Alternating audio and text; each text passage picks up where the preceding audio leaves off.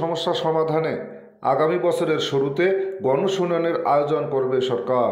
জনগণের কাছে সমস্যা শুনে সে অনুযায়ী সমাধান করা হবে বলে জানিয়েছেন পল্লী উন্নয়ন ও সমবায় উপদেষ্টা আসিফ মাহমুদ।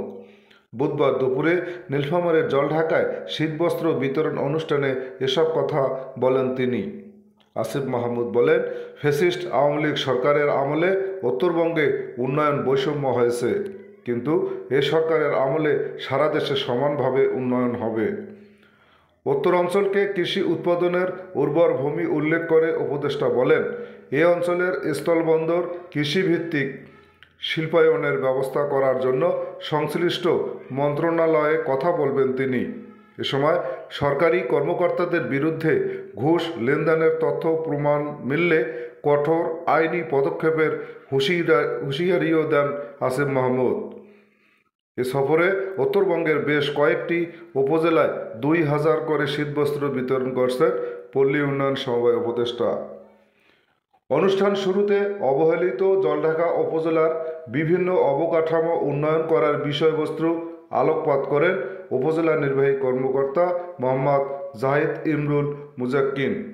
উপজেলা প্রশাসনের আয়োজনে উক্ত অনুষ্ঠানে উপস্থিত ছিলেন জেলা প্রশাসক মোহাম্মদ নাইরুজ্জামান, অতিরিক্ত পুলিশ সুপার মোস্তফা মঞ্জুর, কেন্দ্রীয় অন্যতম সমন্বয়ক ও জাতীয় নাগরিক কমিটির সংগঠক আবু সাইদ লিওন, থানা অফিসার ইনচার্জ জাহাঙ্গীর আলম মণ্ডল, উপজেলা বিএনপির সাধারণ সম্পাদক মইনুল ইসলাম, জেলা জামায়াতের মজলিসে শুরা সদস্য ওবায়দুল্লাহ সালাফি, উপজেলা জামায়াতের আমির মোখলেসুর রহমান সহ স্থানীয় বৈষম্য বিরোধী ছাত্র আন্দোলনের সমন্বয়কবৃন্দ। মনিরুজ্জামান লেবু, নিউজ, জলঢাকা। বিপিএল আয়োজন হচ্ছে ঢাকার মিরপুরে, সিলেটে এবং চট্টগ্রামে। উত্তরবঙ্গে বগুড়ায় আন্তর্জাতিক মানের একটা স্টেডিয়াম ছিল, কিন্তু সংস্কার কাজ সহ বিভিন্ন ধরনের অবহেলার কারণে সেটি এখন সেভাবে ব্যবহার উপযোগী নয়। সেটাকে আমরা অতি দ্রুতই সংস্কার করব এবং যে 3টি স্টেডিয়ামে এখন আন্তর্জাতিক খেলা হয়, বিপিএল এর ভেন্যু হয়, তার সাথে উত্তরবঙ্গের একটি স্টেডিয়াম হিসেবে বগুড়া স্টেডিয়ামটাকে আগামী বছর থেকে সংযুক্ত করা হবে।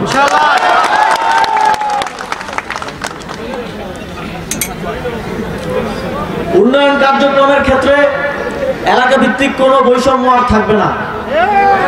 স্থানীয় সরকার পল্লী উন্নয়ন ও সমবায় মন্ত্রণালয়ের যে চলমান প্রকল্পগুলো আছে, আমরা লক্ষ্য করেছি সেই প্রকল্পগুলোতেও কিছু নির্দিষ্ট অঞ্চলের জন্য বরাদ্দ অতিমাত্রায় বেশি এবং কিছু অঞ্চল এলাকা ভিত্তিক বৈষম্যের শিকার হয়েছে।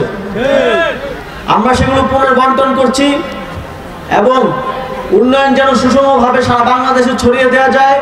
যে অঞ্চলগুলো বিশেষভাবে বৈষম্যের শিকার হয়েছে সেখানে যেন বিশেষ পরিচর্যার সাথে উন্নয়ন কার্যক্রম করা যায়, সেদিকে আমরা কাজ করছি।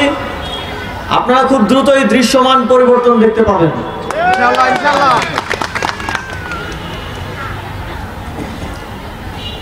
এখানে যেহেতু উপজেলা এবং জেলা পর্যায়ে সরকারি কর্মকর্তা কর্মচারীবৃন্দ আছেন, আপনাদের প্রতি আহ্বান থাকবে নাগরিক সেবাকে প্রায়োরিটি দিয়ে জনবান্ধব পাবলিক সার্ভেন্ট হিসেবে আপনারা কাজ করবেন।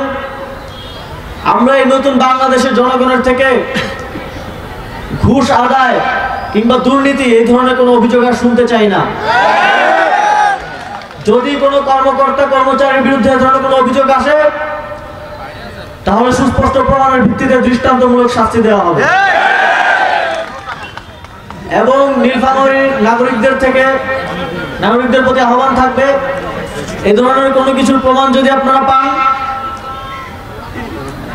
আপনারা আপনাদের প্রতিনিধিদের মাধ্যমে, এখানে লিওন ভাই আছেন, সরকারের বিভিন্ন দপ্তর আছে, স্থানীয় সরকার পল্লী উন্নয়ন সমবায় মন্ত্রণালয়ে আপনাদের সেই অভিযোগ পাঠাবেন।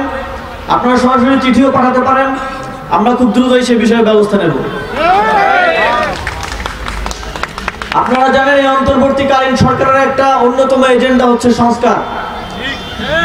দীর্ঘ ফ্যাসিবাদের সময়ে বাংলাদেশের প্রত্যেকটি রাষ্ট্রীয় প্রতিষ্ঠানকে যেভাবে ধ্বংস করা হয়েছে, আমরা মনে করি সংস্কার কার্যক্রমের মাধ্যমে যদি তা পুনর্গঠন না করা হয়, তাহলে আমরা এই ফ্যাসিবাদী ব্যবস্থার থেকে কখনোই বের হতে পারবো না।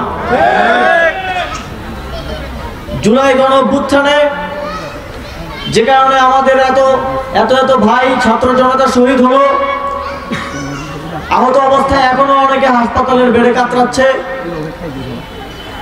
সেই অন্যতম সংস্কারের এজেন্ডা বাস্তবায়নে সরকার কাজ করে যাচ্ছে।